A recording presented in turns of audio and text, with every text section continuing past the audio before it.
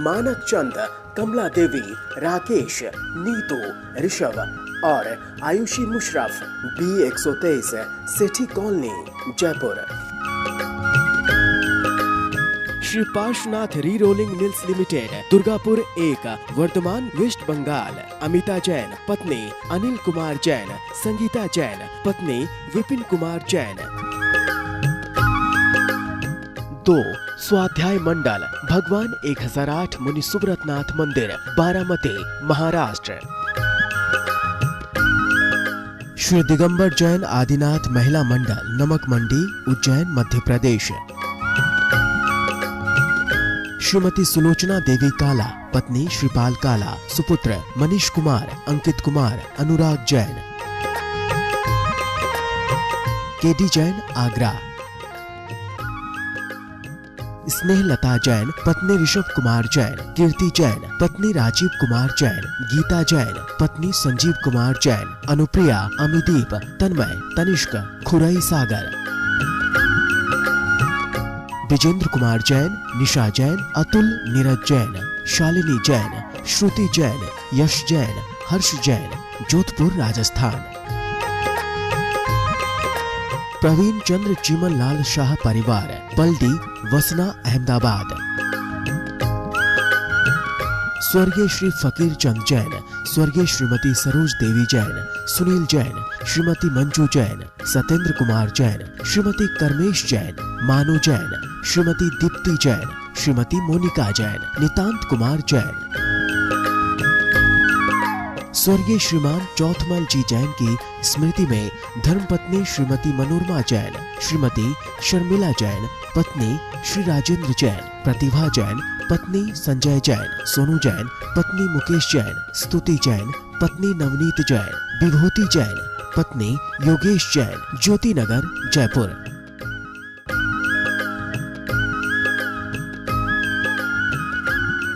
जय जिनेन्द्र।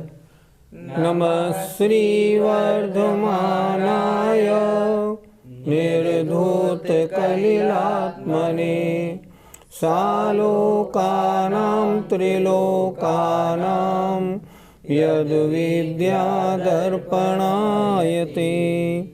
पंच परमेष्ठी भगवान की जय।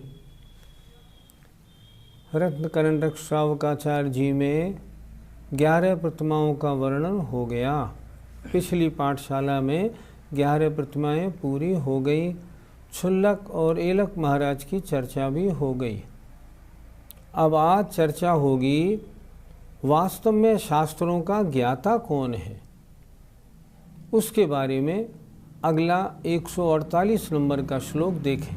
पाप मरातिर धर्मो, पाप मरातिर धर्मो, बन्धुर्जीवस्य चेति निश्चिन्वन्, बन्धुर्जीवस्य चेति निश्चिन्वन्, समयं यदि जानीते, समयं यदि जानीते, श्रेयो ज्ञाता ध्रुवं भवति, श्रेयो ज्ञाता ध्रुवं भवति।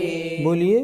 पाप मरातिर्धर्मो, बन्धुर्जीवस्य चेति निश्चिन्वन्, समयं यदि जानीते, श्रेयो ज्ञाता ध्रुवं भवति।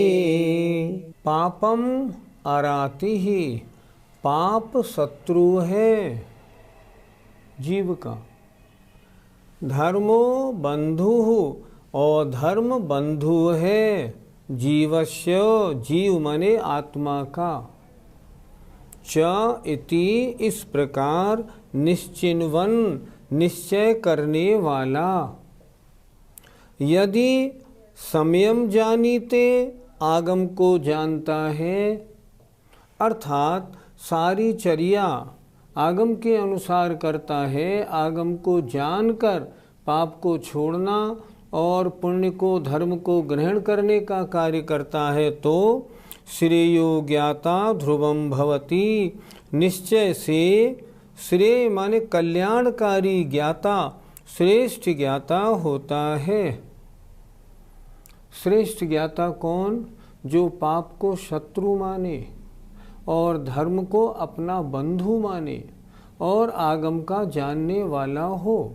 आगम के अनुसार जिसकी चर्या हो, समझना वो श्रेष्ठ ज्ञाता है। केवल पढ़ लिया, अर्थ समझ लिया, औरों को पढ़ा लिया, इससे श्रेष्ठ ज्ञाता नहीं होता। पंडित जी, इस श्लोक में पाप को शत्रु क्यों कहा है? पाप को शत्रु नहीं कहते तो क्या पाप को आत्मा का मित्र कह देते? क्या प्रश्न करते हो बताओ? पाप तो शत्रु है ही।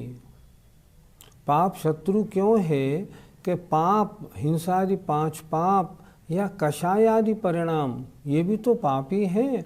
ये कैसे हैं? आत्मा को नीच गति में ले जाने वाले हैं। पाप के कारण क्या होता है? नरक त्रिंचों के दुख सहने पड़ते हैं।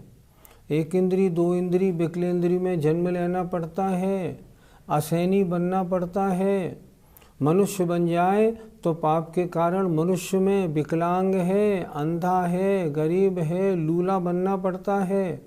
सारा जीवन दुखी दुख में गुजरना पड़ता है।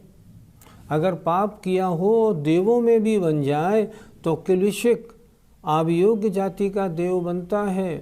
सारी पर्याय में मानसिक दुख प्राप्त करते करते मरण करता है। ये पाप तो चारों गतियों में जीवों को ले जाता है और नरकों में तो महान दुख का देने वाला है। पाप कभी अपना मित्र नहीं हो सकता। शत्रु उसे कहते हैं जो हमारा बुरा करने वाला हो, मित्र उसे कहते हैं जो अपना भला करने वाला हो। क्या पाप कभी हमारी आत्मा का अच्छा कर सकता है? कभी नहीं कर सकता। जिस पर्याय में जहाँ भी उत्पन्न होंगे, मनुष्य बने, पंचम काल में भी आए, अज्ञानी बन गए, याद नहीं होता, समझ में नहीं आता, स्वास्थ्य अच्छा नहीं है, कान नाक आदि इंद्रियों में शक्ति नहीं है, तो क्या होगा? कुछ नहीं होगा, सारा जीवन बर्बाद हो जाएगा। शत्रु एक पाप। हमें किससे बचना है? हमें पापों से बचना है। इसलिए आचार्य ने बहुत सुंदर लिखा, पाप को शत्रु समझता है। पंडित जी, धर्म को आत्मा का बंधु क्यों कहा है? धर्म करने से आत्मा को सुख प्राप्त होता है। बंधु किसे कहते हैं? जो हितकारी हो, जो हमारा हित करने वाला हो, हमारा भला करने वाला हो, हमें दुखों से निकालने वाला हो, हमें सुख देने वाला हो, उसका नाम है बंधु। सोचो, अगर आत्मा धार्मिक कार्यों को संपन्न करेगा तो क्या होगा? सद्गति में जाएगा। सद्गति में जाएगा, वहाँ भी उच्च स्थान को प्राप्त करेगा। सारा जीवन सुख से गुजरेगा, आनंदी आनंद में रहेगा। ऐसे निमित्त मिलेंगे जहाँ कल्याण का मार्ग खोलने के लिए आराम से आप आगे बढ़ सकते हैं। पाप के कारण जहाँ 1 इंद्री 2 इंद्री और दुर्गतियों में गया है, वहाँ तो आगे बढ़ने का कोई हिसाब ही नहीं। और धर्म के कारण तो निरंतर आगे आगे बढ़ते बढ़ते ये धर्म तो मोक्ष तक पहुँचाता है। धर्म किसे कहते हैं? आपने शुरू में ही पढ़ा, सदृष्टि ज्ञान वृत्तानि धर्मम। सम्यक दर्शन ज्ञान चारित्र धर्म है, और यही धर्म हमारी आत्मा का कल्याण करने वाला है। मेरी आत्मा अनादिकाल से संसार में भ्रमण कर रही है, चारों गतियों के दुखों को खूब भोग रही है। मैंने अनंत बार 5 परावर्तन कर लिए, इस संसार से मेरा पीछा अभी तक नहीं छूटा। अब संसार बंधन को नष्ट करने में कोई समर्थ है तो सिवाय धर्म के अलावा कोई नहीं। इसलिए पाप मेरा सबसे बड़ा शत्रु है और धर्म मेरा सबसे बड़ा बंधु है। जिसने अच्छी तरह से शास्त्रों का अध्ययन कर लिया है, उसकी धारणा ऐसी ही बनती है। इसलिए पापों से छूटता है और धर्म की ओर लगता जाता है। अर्थात सबसे पहले वो सम्यक दृष्टि और सम्यक ज्ञानी बनता है, और जब उसकी नज़र सच्ची हो जाती है तो वह चारित्र को धारण करके व्रती बन जाता है, और आगे बढ़ के पुरुष है तो मुनि बन के, और जितना आगे बढ़ सकता है उतना आगे बढ़ता चला जाता है। इसलिए आचार्य ने बिल्कुल ठीक कहा, पाप शत्रु है और धर्म बंधु है। पंडित जी, यहाँ आगम जानने से क्या मतलब है? शास्त्रों का ज्ञाता कौन? जो शास्त्रों को पढ़ के अपना कल्याण का मार्ग चुन ले। शास्त्रों का अध्ययन तो बहुत किया और कल्याण का मार्ग नहीं चुना तो वो ज्ञाता वास्तव में ज्ञाता नहीं। इसलिए आगम संयम यदि जानीते, अर्थात जो आगम को, या और अच्छी तरह कहें तो जो अपनी आत्मा को जानता है, जिसने पाप को बुरा माना है, धर्म को अच्छा माना है, और जो अपने आत्मा को जानता है, जो भेद विज्ञानी है, शरीर को आत्मा नहीं मानता, अपने आत्मा के स्वरूप की जिसने पहचान कर ली है, आत्मानुभव किया है, सम्यक दर्शन ज्ञान चारित्र प्राप्त करके अब चारित्र की ओर बढ़ने वाला है, वास्तव में वो ज्ञाता है। और यहाँ आचार्य कह रहे हैं श्रेयो ज्ञाता। श्रेय माने वो कल्याणकारी ज्ञाता है। शास्त्र का स्वाध्याय करके अगर कल्याण के मार्ग में आगे नहीं बढ़ा तो ज्ञाता श्रेयो ज्ञाता कैसे कहलाएगा? बड़े बड़े विद्वान शास्त्रों का अध्ययन तो बहुत करते हैं, चारित्र को धारण नहीं करते। अगर चारित्र को धारण नहीं करते तो आचार्य कहते हैं तुमने धर्म को धारण नहीं किया। धर्म तो वास्तव में चारित्र को ही धारण करना है। इसलिए धर्म ही मेरा बंधु है, ऐसा समझकर शास्त्रों को पढ़ के जो अपने निस्वरूप को पहचानता है, आत्मकल्याण के मार्ग में लगता है, वास्तव में वो ज्ञाता सही सच्चा ज्ञाता वही है। ऐसा आचार्य बता रहे हैं। हम आपको क्या करना? हम आपको भी, हमने रत्नकरण श्रावकाचार्य खूब अच्छी तरह सुना। अगर हमने सुना और सुन के छोड़ दिया कुछ लाभ नहीं होगा। हमें क्या करना? हमें सुना, सुन के हम इस पर विचार करें, विचार करके श्रद्धान बनाएं, श्रद्धान बनाएं, अपना आगे का मार्ग निश्चित करें। मैं इतने समय तक घर में रहूँगा क्योंकि मेरे ऊपर जिम्मेदारी है, इतने समय बाद बिल्कुल घर छोड़ दूँगा। क्यों? नहीं, घर में तो राग द्वेष रहते हैं, फिर क्या करूँगा? आत्मकल्याण के मार्ग में लगूँगा, या तो किसी आश्रम में जाऊँगा और मुनि बन जाऊँ, फिर तो बात ही क्या है। जो ऐसा निर्णय करते हैं वास्तव में शास्त्रों के श्रेयो ज्ञाता वही हैं। केवल सुनने वाला नहीं, सुन के तदनुसार आचरण करने वाला ज्ञानी है। तो धर्म बंधु है। धर्म क्या है? रत्नत्रय धर्म है। सम्यक दर्शन, सम्यक ज्ञान और सम्यक चारित्र, ये धर्म है। यही आत्मा का बंधु है। इस रत्नत्रय धर्म के पालने का फल क्या है, ये स्वयं आचार्य महाराज बता रहे हैं। देखें, येन स्वयं वीत कलंक विद्या, येन स्वयं वीत कलंक विद्या, दृष्टि क्रिया रत्न करंड भावम, दृष्टि क्रिया रत्न करंड भावम, नीतस्तमायाति पतिच्छएव, नीतस्तमायाति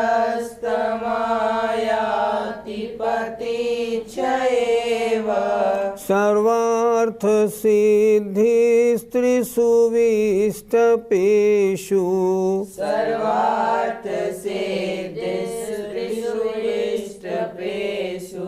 बोलो, येन स्वयं वीत कलंक विद्या, दृष्टि क्रिया रत्न करंड भावम, नीतस्तमायाति पतिच्छएव, सर्वार्थ सिद्धि स्त्रीषु विष्टपेषु। येन, जिस भव्य जीव ने स्वयं अपने आप को वीत माने रहित, कलंक माने कलंक माने दोष माने निर्दोष, अर्थात दोष रहित, अतिचार रहित। विद्या माने ज्ञान, दृष्टि माने दर्शन, क्रिया माने चारित्र रूप, रत्नों के पिटारे को, अर्थात जो भव्य जीव जिसने स्वयं निर्दोष, सम्यक ज्ञान, सम्यक दर्शन और सम्यक क्रिया माने चारित्र रूप रत्न के पिटारे रूप परिणाम को नीतः तम आयाति पति क्षयेव, जो इन भावों को प्राप्त हो गया है उसे पति क्षयेव, पति की इच्छा से ही नीतः प्राप्त होती है, तम आयाति उसको प्राप्त होती है। क्या? त्रिषु विस्तपेषु, तीनों लोकों में, सर्व अर्थ सिद्धि, समस्त चारों पुरुषार्थों की सिद्धि। हमारे जीवन का लक्ष्य क्या है? धर्म अर्थ काम मोक्ष। हमें चारों पुरुषार्थों की प्राप्ति हो। चारों पुरुषार्थों की प्राप्ति करनी है तो अगर हमने रत्नकरंड माने रत्नत्रय भाव को प्राप्त किया है तो हमारे चारों पुरुषार्थ हमें मिलते हैं। पंडित जी, रत्नत्रय प्राप्त करने वाले जीव को चारों पुरुषार्थों की सिद्धि कैसे प्राप्त होती है? पुरुषार्थ चार हैं, धर्म, अर्थ, काम और मोक्ष। धर्म पुरुषार्थ, धर्म किसे कहते हैं? जो संसार से छुड़ाकर मोक्ष में पहुंचाए। रत्नत्रय मोक्ष मार्ग है, इसलिए इसको धर्म कहा। दूसरा अर्थ, संपत्ति की प्राप्ति कैसे होती है?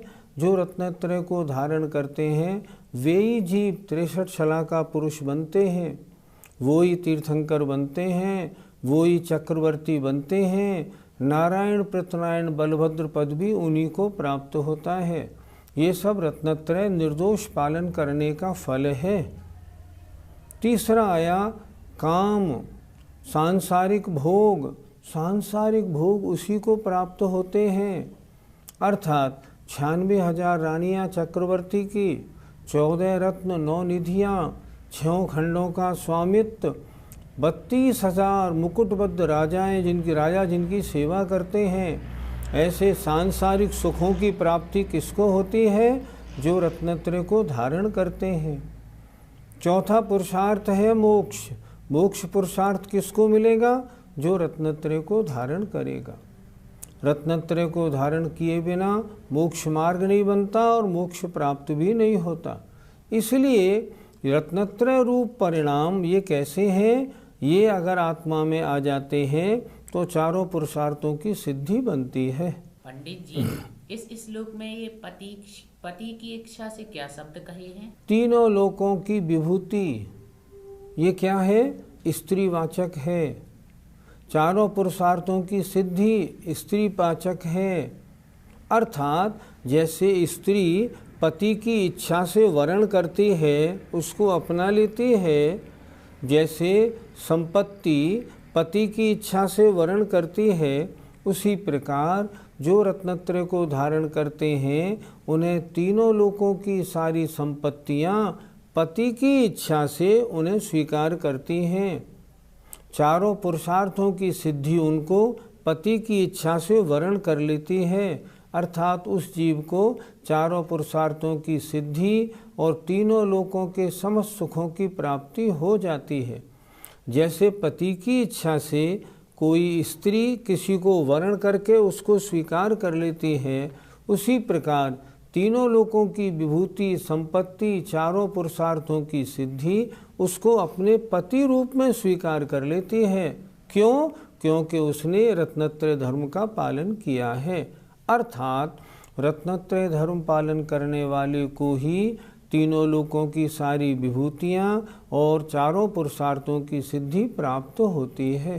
पंडित जी, क्या वर्तमान इस पंचम काल में रत्नत्रय धर्म की प्राप्ति हो सकती है? आचार्यों ने लिखा है, ये बात तो सही है कि इस पंचम काल में कैसी साधना कर ली जाए लेकिन मोक्ष की प्राप्ति नहीं हो सकती।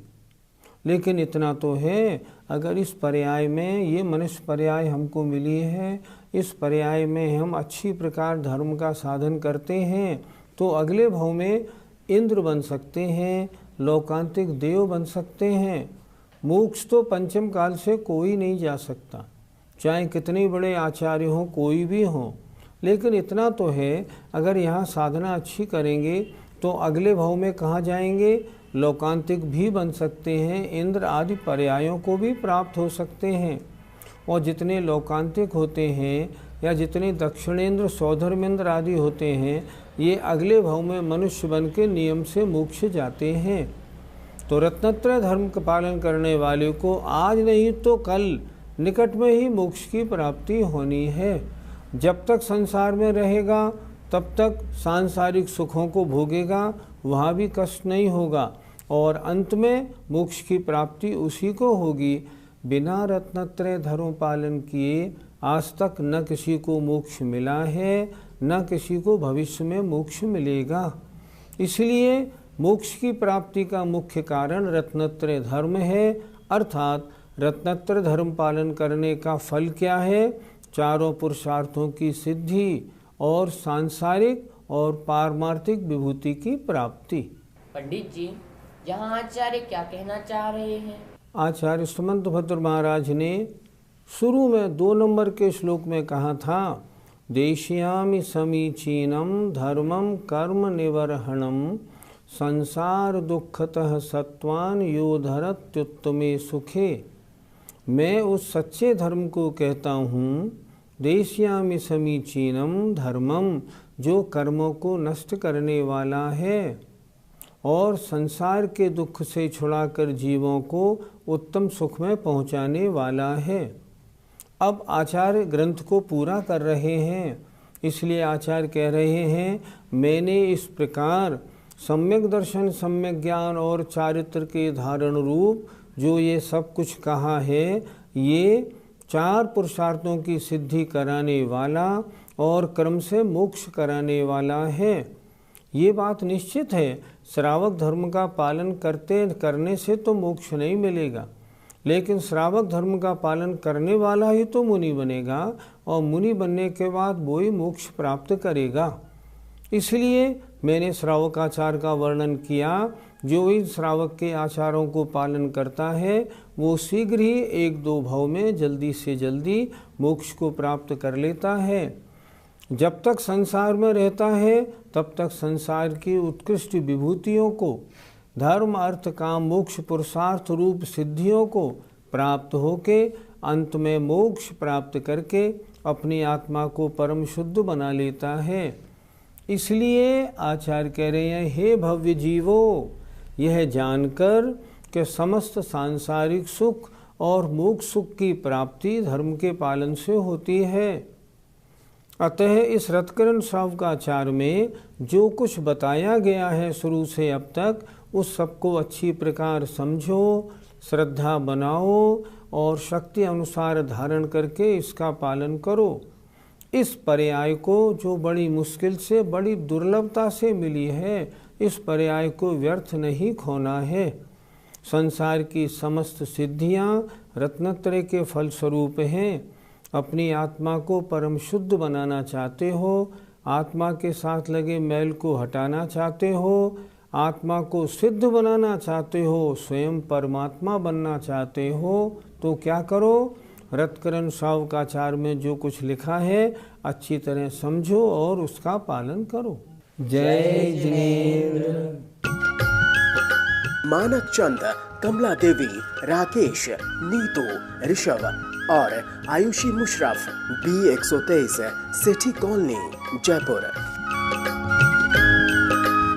Shri Parshwanath re rolling mills limited, Durgapur 1, Vardhaman, West Bengal. Amita Jain, पत्नी अनिल कुमार जैन, संगीता जैन, पत्नी विपिन कुमार जैन। 2, स्वाध्याय मंडल, भगवान 1008 मुनि सुब्रतनाथ मंदिर, बारामती, महाराष्ट्र। श्री दिगंबर जैन आदिनाथ महिला मंडल, नमक मंडी, उज्जैन, मध्य प्रदेश।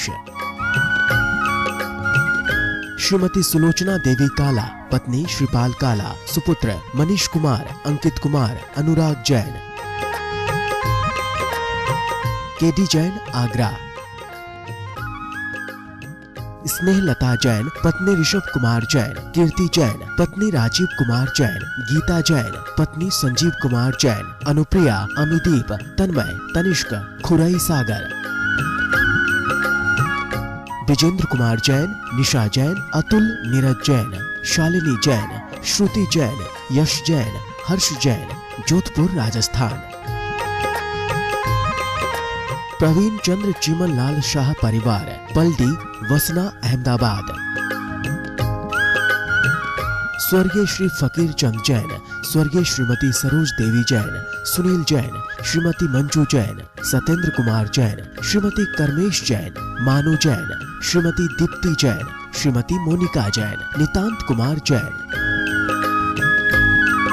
स्वर्गीय श्रीमान चौथमल जी जैन की स्मृति में धर्मपत्नी श्रीमती मनोरमा जैन, श्रीमती शर्मिला जैन, पत्नी श्री राजेंद्र जैन, प्रतिभा जैन, पत्नी संजय जैन, सोनू जैन, पत्नी मुकेश जैन, स्तुति जैन, पत्नी नवनीत जैन, विभूति जैन, पत्नी योगेश जैन, ज्योति नगर, जयपुर।